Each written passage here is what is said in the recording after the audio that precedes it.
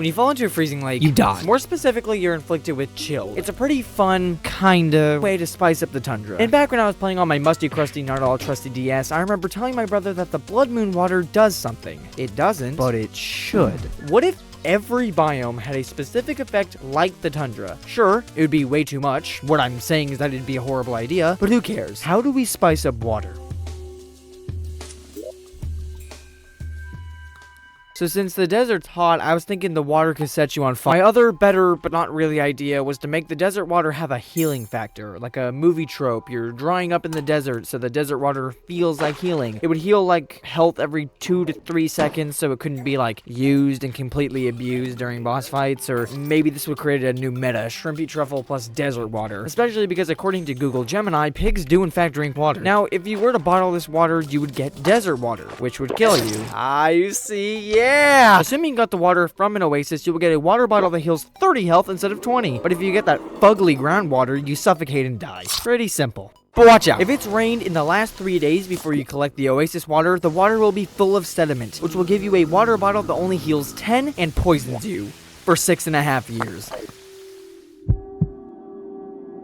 Don't worry, the Crimson and Corruption will act differently. But to start, each respective biome's water will convert basic enemies and creatures into their respective evil creatures. So for example, if a zombie walks into Crimson water, it'll turn into a face monster. And if it were to walk into Corruption water, it would become... As for its effect on players, Crimson water would inflict the player with bleeding, and that's it. Corruption water on the other hand would inflict the player with broken armor and would deal constant damage to you. As a bonus, worm spawn rates would shoot up 10,000% when in water to simulate real-life parasites. Someone say the Corruption's water is a bit too considerably more powerful than the Crimson's, but let's be honest, it really needs it.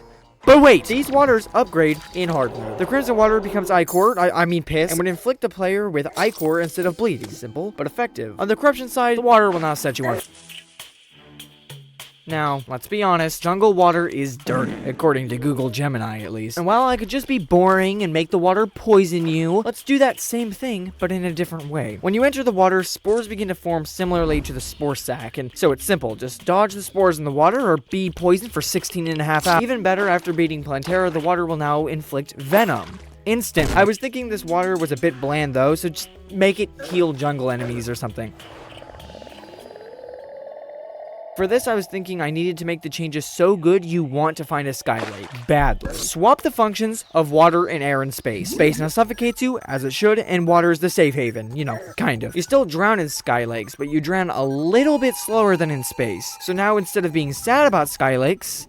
Well, no, you're still sad about sky lakes. Let's try again. How about Sky Island water is completely safe, giving you unlimited breathing. And thus, if you just get some in a bottle and drink it, it'll reset your suffocation time in space. This way, instead of you seeing a Sky Island being sad, it's more like... As we all know, the ocean is quite salty, so I wanted to make that the theme here. Introducing high blood pressure. Now when you enter the ocean, your blood pressure meter begins to fill up. And there were 3 levels to this debuff. A little high, oh no, and dead? Each will nerf you quite a bit and cause you to explode if you eat salty food. Upon reaching the highest tier, you'll just explode anyway. But the others just nerf your speed. Here's the best part. High blood pressure will have long-lasting effects. The debuff will range anywhere from 20 minutes to 6.5 years. And when the timer on it runs out, there's a chance it'll just restart again. As for the benefits of the salty sea, throwing any non-salty food into the water will give you a salty variant. This has a chance to buff its saturation level, and if not that, enjoy cardiac arrest. If you throw salty food into the ocean, you just get salt. So yeah, have fun getting that trident. We'll start with the pre-hard mode variant, which gives you 100,000 health, but whatever, hard mode. Hollowed water gives you luck. Just jump in it and enjoy your luck boost. You know, while you can. It's a thin line to cross. If you don't stay in long enough, you don't get luck. If you stay in too long, you blow up. You have to stay in the water for 4.546. This luck boost is very powerful though, for a whole increase of 1 million. In order to make it more fair though, I'm gonna base the other ability of this water after a myth I used to believe. If you throw pixie dust into the water, your luck boost will be greater, boosted up to 200 million. And even better, a unicorn horn will increase your luck by 3. This will also boost your fishing power regardless of the time spent in the water, making it quite useful. So yeah, unfortunately, that's it. And I know it's unfortunate that these waters will never exist, because despite my efforts to join Relogic, Google Gemini says I can't. So if you want to drop your water suggestions for the mini biomes in the comments, be my guest. I'll make sure to read them later, but for now, I'm gonna go outside.